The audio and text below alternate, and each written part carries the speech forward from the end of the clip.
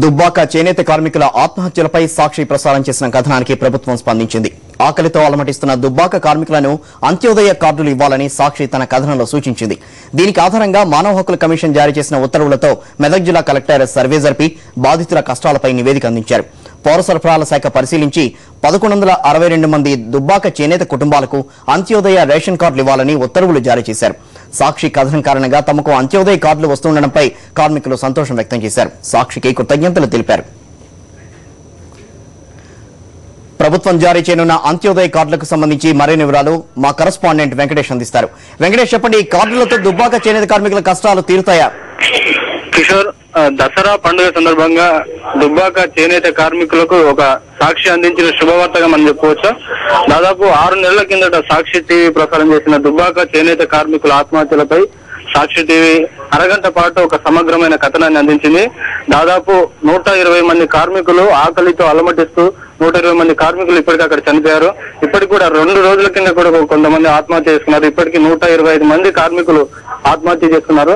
దీనికి ఇక్కడ ఉన్నటువంటి పరిస్థితిని గమనించి సాక్షి టీవీ అక్కడ ప్రసారం చేసేటువంటి కథనానికి స్పందించిన ప్రభుత్వం ఈ రోజు కొద్దిసేపటి క్రితమే 1142 కుటుంబాలకి, నేత కార్మికుల కుటుంబాలకు అంత్యోదయ అన్న యోజన కార్డులు ఇవ్వాలని చెప్పి ఉత్తర్వులు జారీ చేసింది.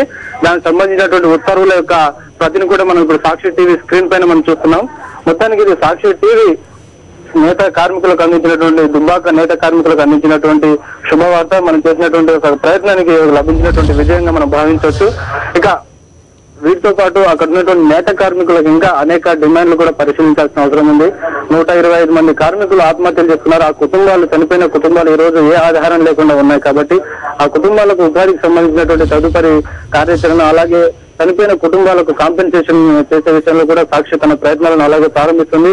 మొత్తానికి దుబ్బాక నేత కార్మికులకు ఈ అంత్యోదయ అన్న యోజన కార్డుల ద్వారా నెలకి 35 కేజీల బియ్యం, ₹2 పొందనున్నారు. మొత్తం ₹70 ఖర్చుతో 35 కేజీల బియ్యాన్ని పొందే అవకాశం లభిస్తుంది. కాబట్టి ఆకలితో అలమటించేటువంటి వారికి ఆహార భద్రతను అందించినట్టు అవుతుంది. ఫుడ్ సెక్యూరిటీ వాళ్ళకు ఈ రోజు అందుకున్న వాళ్ళు అవుతారు. ఇక్కడ నుంచి అక్కడ ఆకలి చావులు లేకుండా చేయడానికి సాక్షి చేసినటువంటి కథనం అక్కడి ఆకలి చావులను నిరోధించిందని మనం చెప్పుకోవాలి. కిషోర్, వెంకటేష్, ఇంకా ఈ చేనేత కార్మికులకు వాళ్ళని ఆదుకునేందుకు ప్రభుత్వ పరంగా ఇంకా ఎలాంటి చర్యలు తీసుకోవచ్చు? అలాగే మనం గతంలో ప్రసారం చేసిన కథనంలో అంత్యోదయ అన్న యోజన కార్డులు ఇవ్వాలనే సూచనతో పాటు సిరిసిల్ల తరహాలో అక్కడ ప్యాకేజీని అమలు చేయాల్సిన అవసరం ఉంది. దాదాపు ఆ దుబ్బాక ప్రాంతంలో 20,000 చేనేత కుటుంబాలు నివసిస్తున్నాయి. గతంలో దుబ్బాకకు ఎంతో పేరు ప్రఖ్యాతులు ఉన్నాయి. అక్కడ ఉన్నటువంటి వాళ్ళు నేత కార్మికులు తయారు చేసేటువంటి బట్టలకు విపరీతమైన డిమాండ్ ఉండేది. ముంబై కానీ మిగతా చాలా ప్లేసెస్ లో దుబ్బాక కార్మికులు చేసినటువంటి ఈ దుస్తులకు విపరీతమైన గిరాకీ ఉండేది. అయితే కాలక్రమేణా ఈ ఆధునికమైనటువంటి మర యంత్రాల వల్ల హ్యాండ్లూమ్ పరిశ్రమ పూర్తిగా నష్టపోయింది. కాబట్టి దీన్ని రివైవ్ చేస్తూ అక్కడ ప్రభుత్వం ప్రత్యేక ప్యాకేజీని అమలు చేయాలి. సిరిసిల్ల తరహాలో అమలు చేస్తే తప్పనిసరిగా 20,000 కుటుంబాలను ఆదుకున్న వాళ్ళు అవుతారు.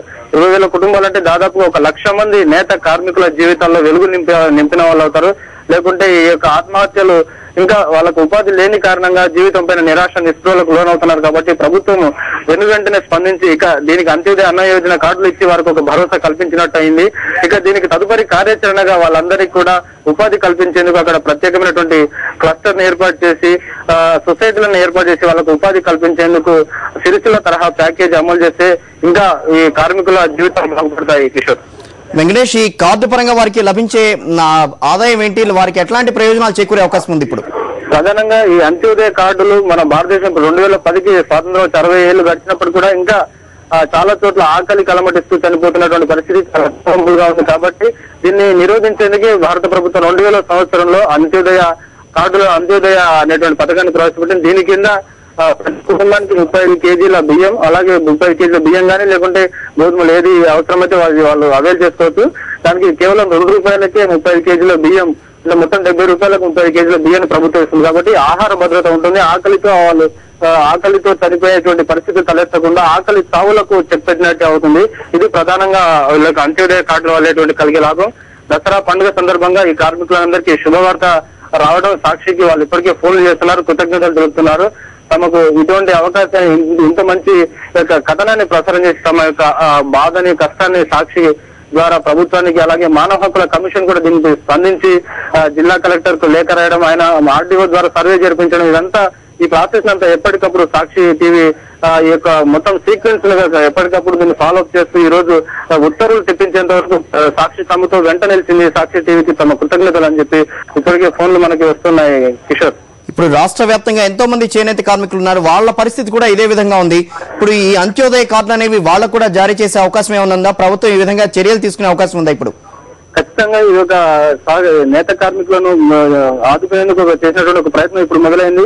ఖచ్చితంగా ప్రభుత్వం అవసరమైనటువంటి బాధితులందరినీ గుర్తించి వాళ్ళందరికీ నేత కార్మికులకు అందించేటువంటి చర్యలు చేపడుతుందని చెప్పి మనం ఆశించవచ్చు Kishore. Okay, thank you Venkatesh, వివరాలు ఇచ్చినందుకు.